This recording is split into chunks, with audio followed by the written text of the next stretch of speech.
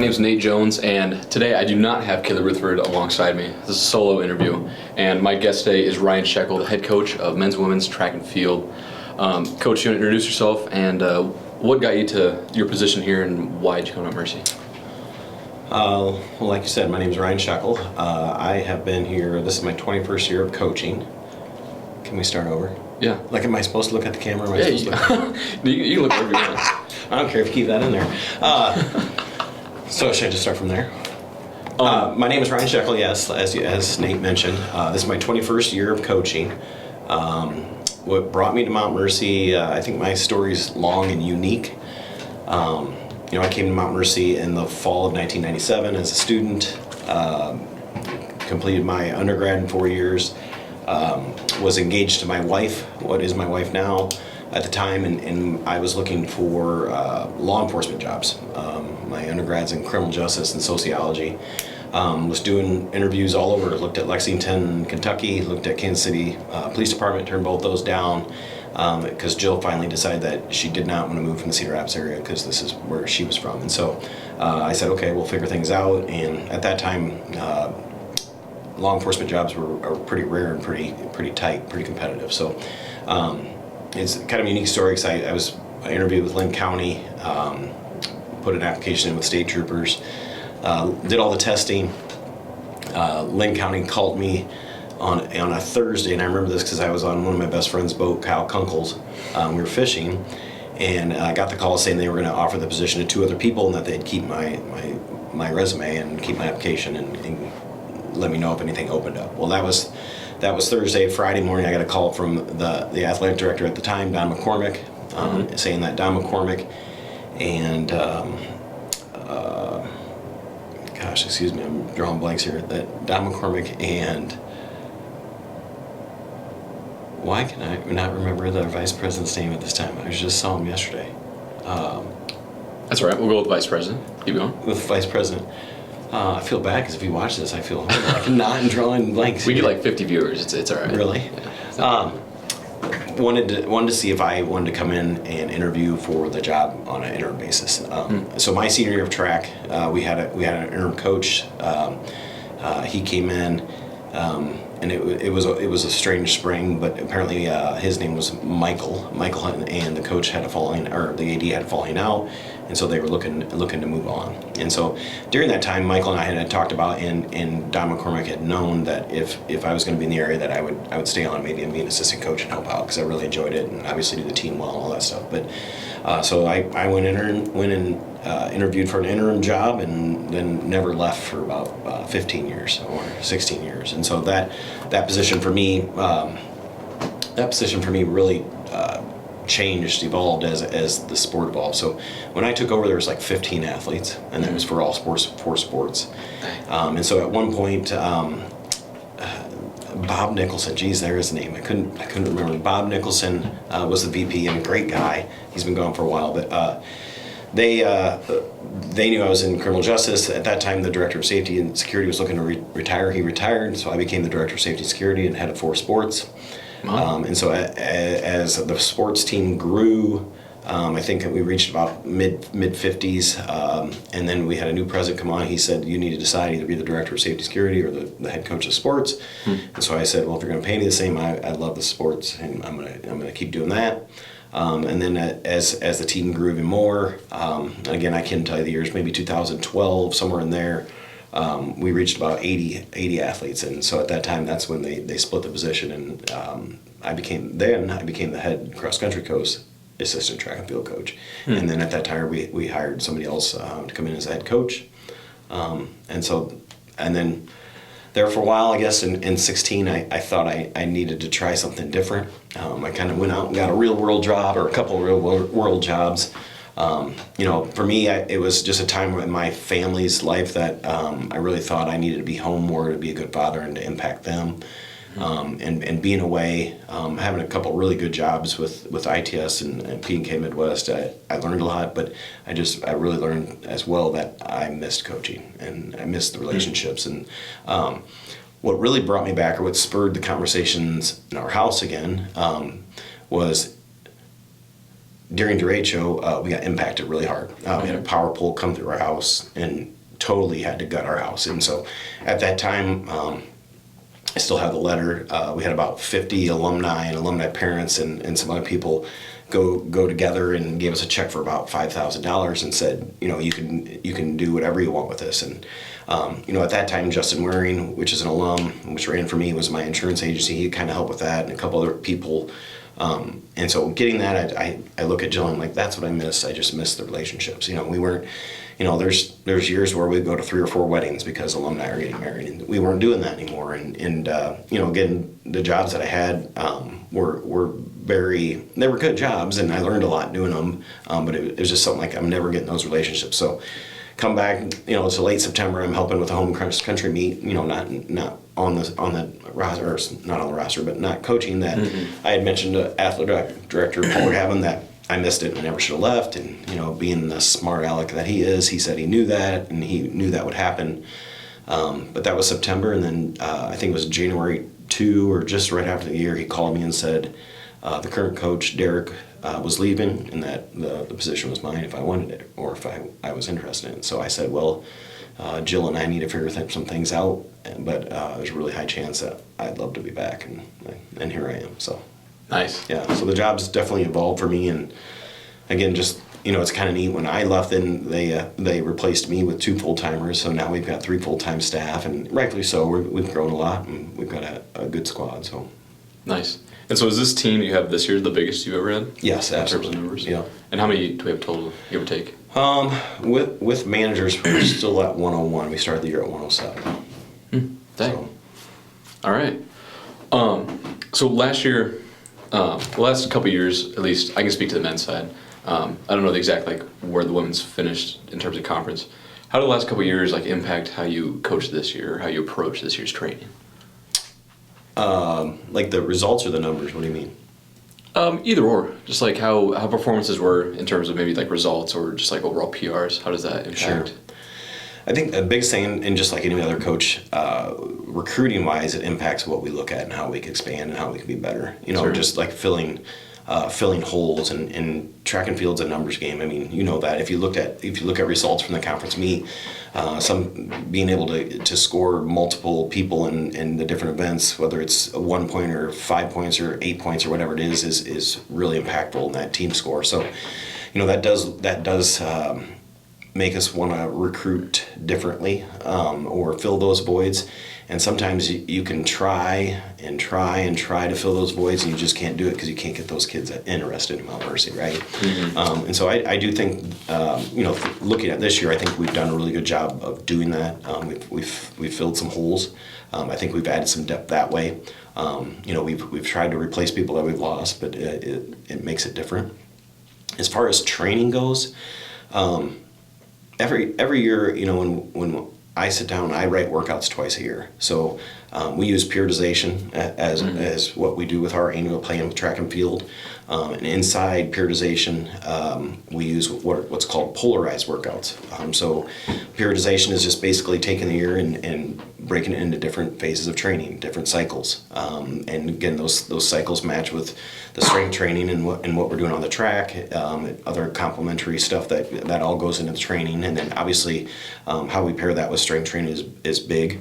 But I would say from year to year, that overall picture looks very similar, but it can change. 2 years ago, we went from having a short sprints group only to having a short sprints and a long sprints. And now not only do we have a short sprints group and a long sprints group, but I would almost say that we have a long sprints group. I think our long sprinters can some of them can go up to the 1,500 meters. Most of them are 200 to 800 meter runners. So that's something that I think we adjust a little bit, on the speed and power side, when we're sitting down and looking at training. But as far as what we do year to year, I'm really big, and the Shekel boys will tell you that self-evaluation is something that some people are not good at. And if you can get athletes that are able to self-evaluate and know where they stand and what they need to do better, you're at a higher advantage already. And I think that goes for adults too, because you definitely have some adult friends that can't self-evaluate accurately, right? Sure. And so I think that's one thing. I feel I do well at is evaluating what we did well the past season and what we can continue to do or do differently for the next year in order to, again, progress properly and know what we're doing is the right thing.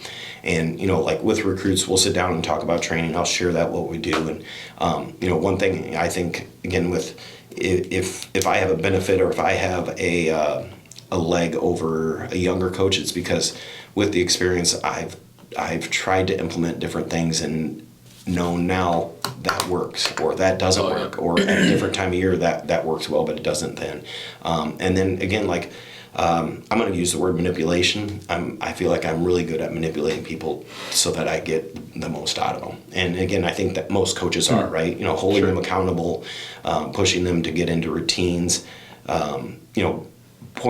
making sure that when they're pointing fingers that the fingers are pointing back at them, because that's a lot of it is. I can't will people to do stuff, but if I can get them to evaluate and see that is how things are done and that they see it accurately and fairly, I think that's important. So again, with me evaluating myself, then we make those changes year to year. If we have an older group, this or that might change. And if we have a younger group, then I know I gotta be a little bit more patient, and maybe our volumes are low in each sessions, or maybe our volumes are low for the whole year as a whole.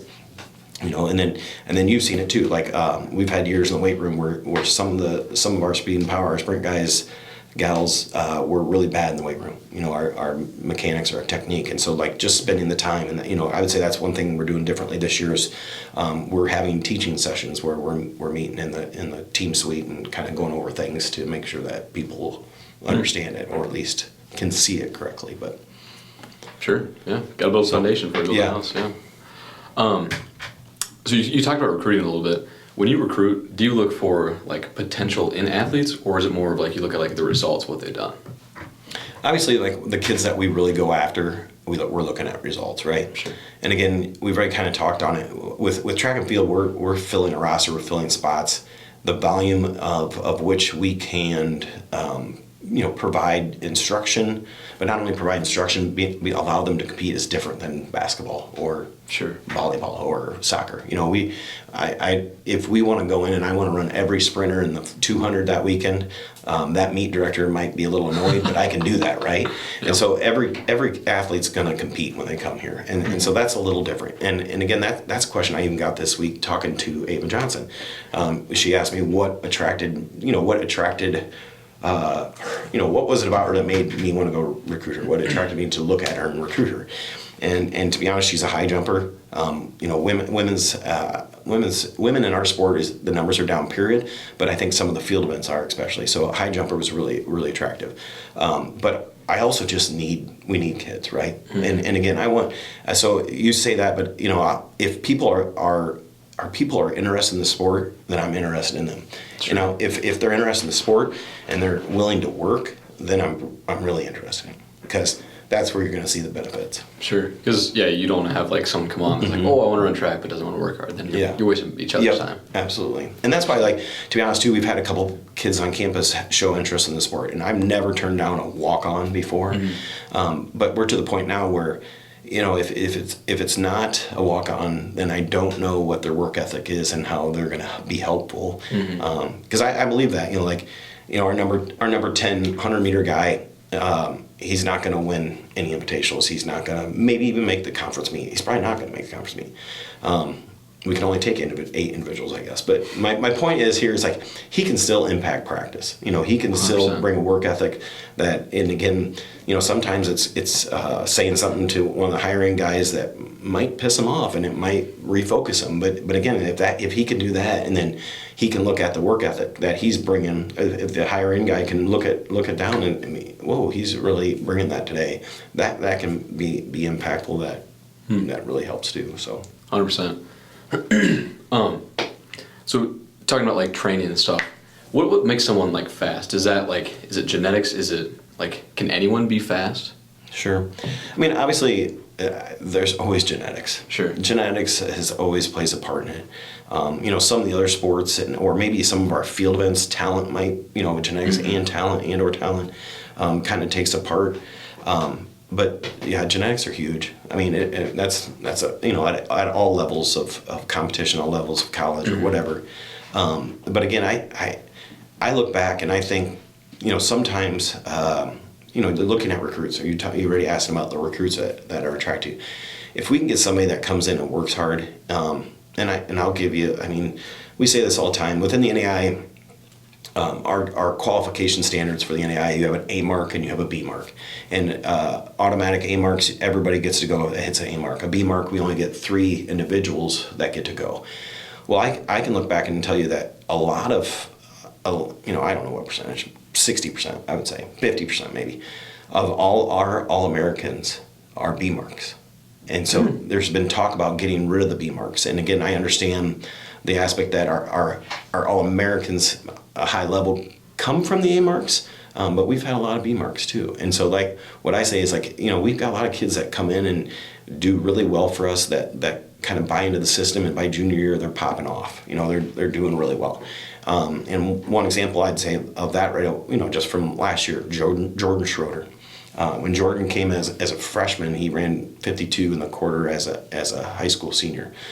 Well, last year, after his 4.5 years or 5 years, he ran 47.2. You know, and so that's not necessarily genetics, because you know, he has developed over that time. Being in a system and having that consistent training has really benefited him.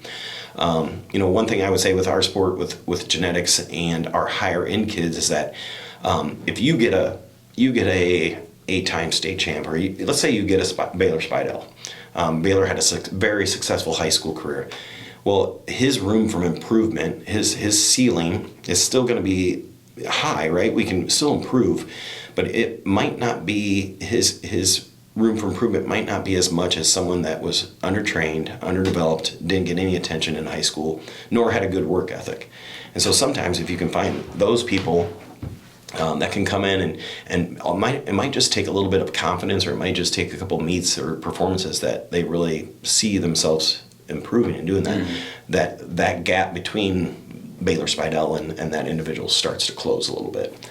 Just because, you know, your best athletes are always going to consistently perform, where the ones that are undertrained or just trying to figure it out, they're gonna be a little bit more inconsistent until they get to that high level. Sure. So interesting.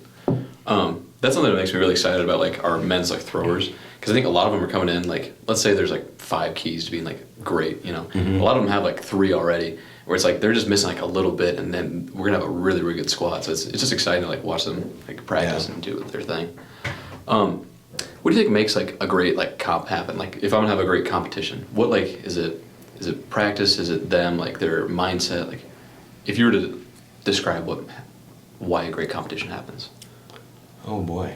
Is it like a training leading up to like a peak? I mean, I think all of them are factors. You know, I think some are prereqs for others. Like you know, like I can't give a kid confidence. You know, that comes with being a little successful and believing in what we're doing and how they're doing it. And again, like taking small steps. You know, training obviously is a huge factor in that. You know, I often think, you know, like training, and then, you know, your head plays a huge spot in that. 100%. You know, a lot of athletes overthink things. You know, I think some of our best athletes, and a lot of times, what the Shekel boys hear me saying at home is that you got to learn and move on. You can't just think about it all the time and let it drive you nuts. You got to let your body take over. You got to let your mind relax. You got to let muscle memory. You got to learn muscle memory, and that's why, you know, again, for you guys, for the throws crew, that repetition is unbelievable. You know, repetition is great for you guys. Repetition can kill us as the sprinters, because you could do too much. But the repetition for you guys, in that muscle memory and on certain field events and certain things can play a lot. But you know, I don't know. What makes a good competition, you know, is having your training set up and being right and correct for the right spot, but also having those key factors and those tests early, that your mind and your body knows what to do, right? If you don't have to think about it and you can react, that's really important. You know, I always say too, like, it's our job as coaches to make sure you fail.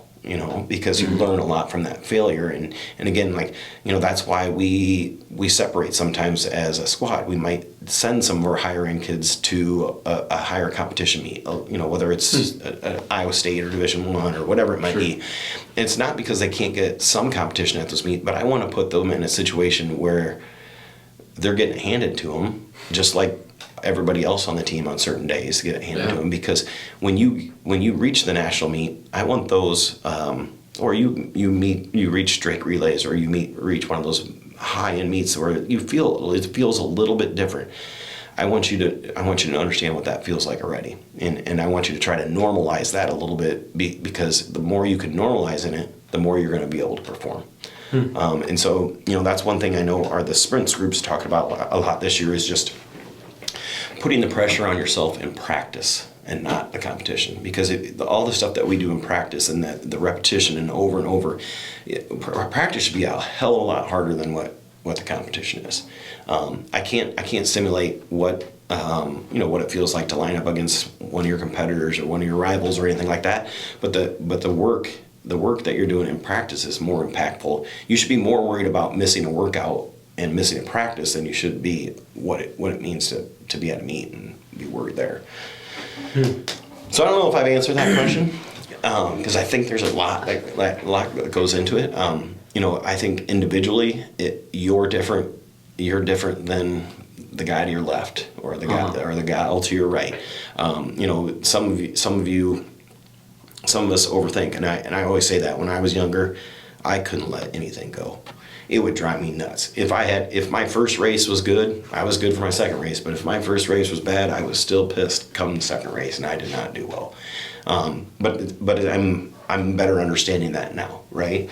And again, that goes back to just you got to learn from what you did wrong to improve to do it right. But I think you said a lot of great things there. When you were talking about the repetition with the sprinters, and you say, like, that's good for us, but it can be kind of bad for you. I always think about, like, how, like, I'm always jealous of, like, the running events where it's, I feel like in those events you can try harder, and you could probably just do better by trying harder. In the throws, you try harder, rarely are you going to actually throw farther when you try harder, which is kind of interesting. It's like the grass is always greener kind of thing.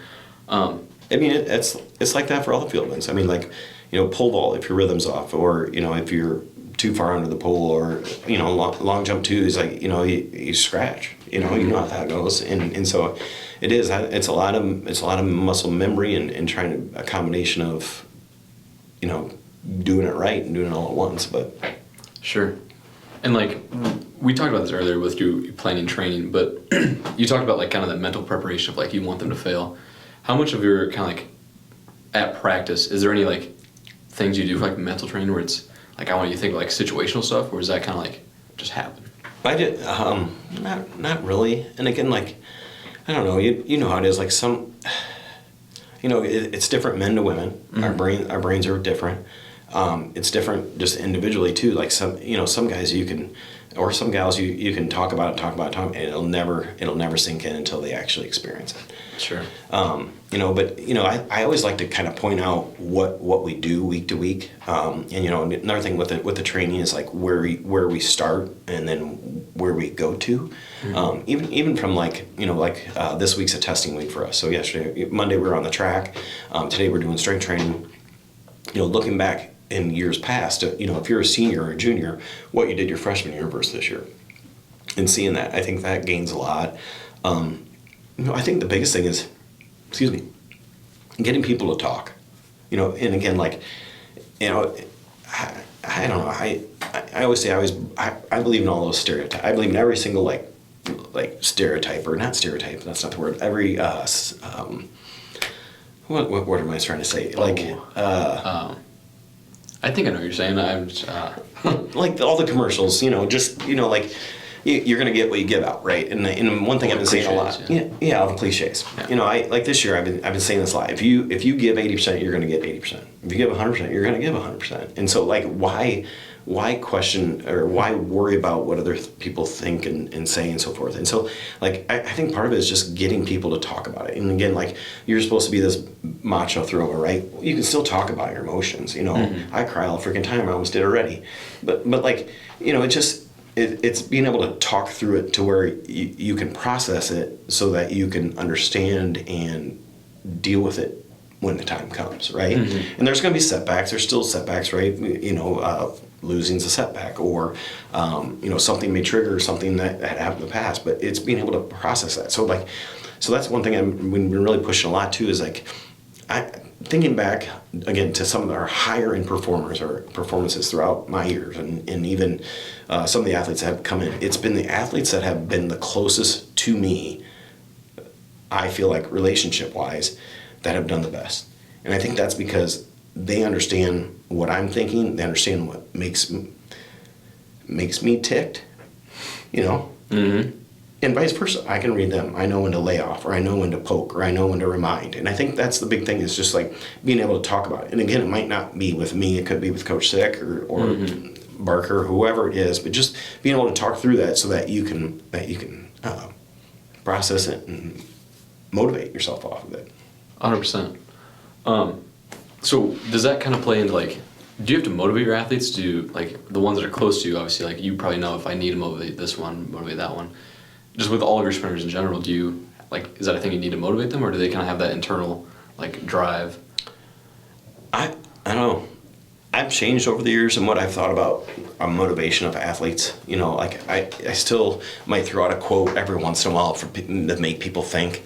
But as I've gotten older, and again, like, you know, having your own kids, you learn a lot. You can't motivate somebody. They have to be internally motivated. I can remind people, and I can hold people accountable, and I can help put them in good situations, but they have to be motivated to do the work. I can't lift the weight for you. Sure. You know, I can't do that. And again, like, you know, I think as a coach, if I'm motivating, I hope the athletes feel that I'm high energy and high output. You know, I hope they like that. I don't know, my approach or my mindset in working with them, maybe being understanding at times or lenient, but also making sure that they understand they gotta get work done. Sure. You know, and I don't know, when I got inducted in the Hall of Fame here, that was one thing I said, is like, that I got from my dad.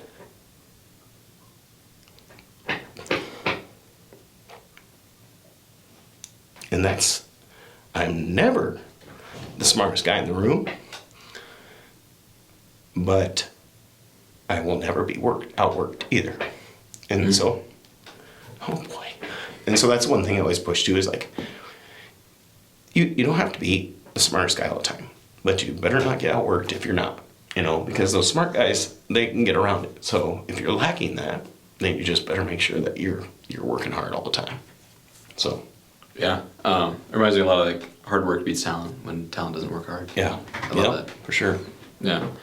What are some things that makes you excited for this year of track? Again, like, I think our depth.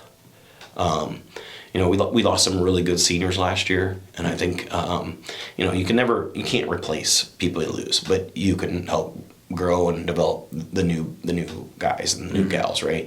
I think our women's side we're definitely deeper. We brought in some people that are definitely going to help us. Men's side, like I said already, I think we're filling some field events, and we've got some key people in. The growth of our men's team alone is going to help. You know, and that's one thing. For the women's side, we still need to get some additional numbers in. But I think there's a new energy this year, just because there's a lot of new faces, and kind of seeing how things work. You know, like I've said for a while, you know, the culture as far as being competitive within ourselves, but also being supportive. It's kind of neat just to kind of see that grow into the new people, and you can kind of see that, you know, because they're trying to understand, they're trying to fit into where they think they should be, and so forth. But I would say that just the new opportunity of, because we got a lot of different faces on the team right now, and seeing what we do with it will be exciting. Nice. I 100% agree. I think the energy, it's different at practice. It's different like in the weight room. I feel like we just have so many throwers that like they all really, really want to be great. And it's like it's such a great environment to be in. It's good culture. Yeah. Well, I think that's all the questions. Actually, no. So Mount Mercy's added football. And do you have some dual sport athletes that are doing both football and that are running for you? Yeah. I'm trying to think. I think we have 9. 9 that are doing, and then we have like dual sports. We've got women. We have 1 on the volleyball team, and then that will do track. And then on the men's team, we have 2 on the basketball, 1 on men's volleyball, and then I want to say 7 on football. My numbers might be a little bit off, but we've had, obviously we've had a couple basketball duels in the past, volleyball duels, and so that's always worked out decently, depending on what kind of role they're playing on their team too. Oh, true. And then now with football, it's Coach Daniels and we just kind of met and talked, planned, and said how would this work, and so far I think it's gonna work great. Just kind of how we're gonna complement each other, and right now obviously they're full fledged with football. Come spring. He's made it clear to them that when it comes spring, they're on the track team, and that they won't be, they won't be docked for missing workouts because they're with track or whatever it might be. They are going to continue with football workouts because they do lift a little bit different than we do. So that'll be something new for me too, is just kind of writing a little bit different training for that group of guys based off that. Sure. And again, sadly or ironically, that'll be a learning year for me, because I don't know how that will be. I think I want to be able to get the most out of them, but I also want to err and not make sure that we're not hurt come May 4th or 100%. May 2nd when conference is, that we've got some guys healthy. But so yeah, I'm excited. I don't know how that'll change. This is year 1, but if we continue to pull in a couple each year, I think that could be very beneficial. I'm very confident in what we're doing and how we develop athletes and speed, and so I don't think that will ever hurt football. But we'll see what happens. Interesting. So when an athlete makes a transition from their first sport or whatever their sport to track, do you give them like a week off? Do you give them like take the time you need? Then I don't know. I think it varies individual to individual. Some people need a week off. Sure. Maybe physically or maybe mentally. Just to kind of re-gear and get going. And every sport's different. I do kind of expect knowing and seeing what the football guys are doing. I do expect them to come in a little better, maybe in a little better conditioning, a little better spot than the basketball guys. Because I know the basketball guys from the past, Coach has them doing a lot of preseason stuff, but once they get to the season, they're up and down as their training is. They're up and down as they're up and down. Well, that's not necessarily relatable to our speed and power events when you're trying to accelerate as hard as you can or throw as much weight as you can at an exact time. Sure. And so I think you do have to be a little cautious with them. Volleyball too. She's going that individual. She's going to be doing more long sprints, mid distance. So it will be kind of a little bit of a transition for her, but. I'm always up for whatever. We've had a lot of people, like last year, Esther. She rolled right out of soccer and right in because she was fine. She had been doing some different conditioning. Otherwise, if they just need a couple days for a mental break, I'm all for that. I want to make sure they're rested, and because you know how it is. And again, when we talk to my first phone call with recruits every time is talking about the expectations and kind of laying the year out and how practice sessions are in the fall, like number of days and when it starts. And so when we get to that January, January to May is a grind. I put 5, 6 pounds, 8 pounds back on, right? It's a grind, and it's tough, and it's tough on you guys too. So, if we need some days or just make sure that you guys get your recovery days, I think are really important too. Interesting. And also, so we're hosting conference this year for outdoor. How does that kind of impact our team and how we approach conference? Is there any like home field advantages, or are we just track's a track? I don't know. I think there's an advantage. I just being at home, being in our own beds. I know Coach Barker agrees with me in that fact. It's just, it's nice going to that hotel, right? It's nice going out to eat, but that's not what you're used to. That's not your routine. And so, making sure that you're in your own beds, that you're still taken care of. I think just the visual, the visual of being on your own track and having your administrators there, having maybe family and friends there, I think that can help. Me personally, I know we're going to do a good job hosting, and that we're going to have things ready and done right, everything in our power to make sure that, things are taken care of and that it's a good experience for the athletes. So, I kind of feel like it's a home field advantage, I am biased to our facilities too, just because it is a little tight over there sometimes. But I love that the throwers are right outside the front fence, and that our jumpers are right there, and that you can get around to see it. That you don't have to go 4 blocks away to or the other side of campus for an event. And again, I'm not trying to bash any other schools or anything like that, but I think it's really lucky for us that the sprinters can come and kind of hang out and watch the throws, and then vice versa. I know sometimes you guys don't get done late, or depending on your events, but Sure. Then same thing, that you can go and park your butt in the turf and watch some of the events, or watch the 10K on day one be the last race or whatever it is, and that's huge. That's something that might be an advantage, I guess. But the last couple of years with Baker hosting and CMU, we've had the bus leave early on Thursday so that we can go back to make sure that we get everybody fed, because feeding 70 or 60 kids is not easy. Mm-hmm. So we left early, and those individuals that ran the 10K didn't have the support there. Well, this year they will, because we'll have different things in place that you'll be able to have some cheering and so forth. That it's just a little easier, or a little, I wouldn't say easier, because we still are hosting and it's a lot of work, but I think it's set up better for the athletes. Sure. Awesome. Well, Coach, thank you so much for your time. Yeah. Appreciate you coming on the podcast. Yeah. Good luck in the season. All right. Thanks. I appreciate it.